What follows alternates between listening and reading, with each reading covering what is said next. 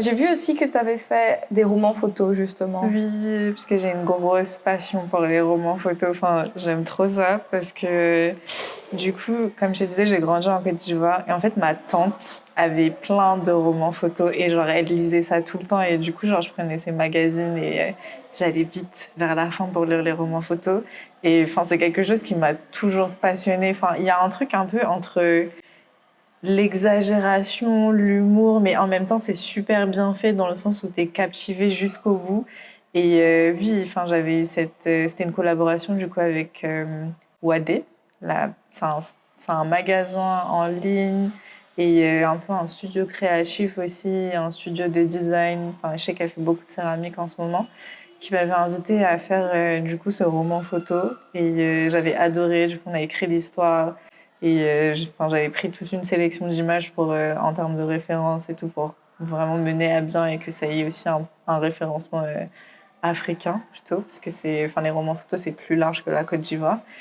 Et oui, non, j'ai une grande passion pour les romans photos. Je fais un plaidoyer pour que ça revienne en tant que genre en soi, parce que c'est vraiment incroyable et c'est vraiment un pendant entre le cinéma et la littérature que je trouve hyper intéressant aussi à analyser et à vivre, quoi.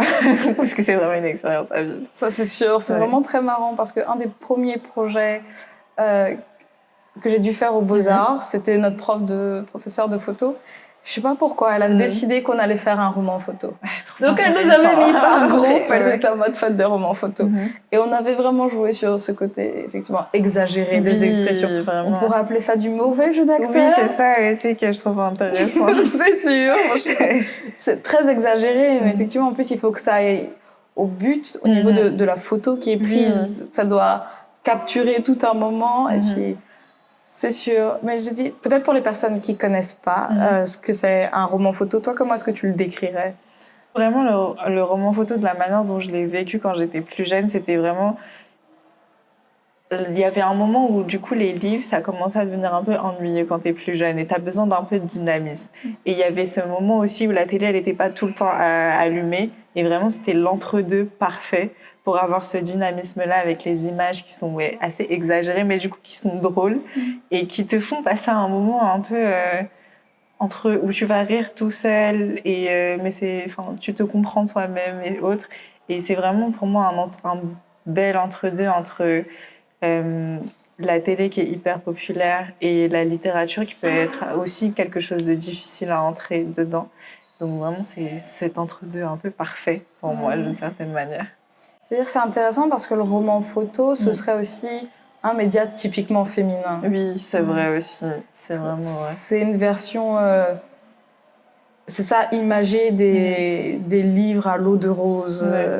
Après, c'est aussi un média que je trouve intéressant dans le cadre ivoirien parce que c'est Paul Kodjo surtout qui est le plus connu pour ça, et c'est un photographe qui est surtout connu pour être un photographe de presse aussi, et c'est aussi l'un des rares photographes à avoir pris la Côte d'Ivoire dans son boom économique. Et en fait, il a vraiment toute cette histoire hyper sérieuse avec la presse écrite, où c'était un envoyé spécial à Paris, par exemple. Et en fait, le fait qu'il se soit tourné vers ce genre-là est hyper intéressant. Ça veut dire qu'il y a plus que ce qu'on veut mettre de féminin ou de...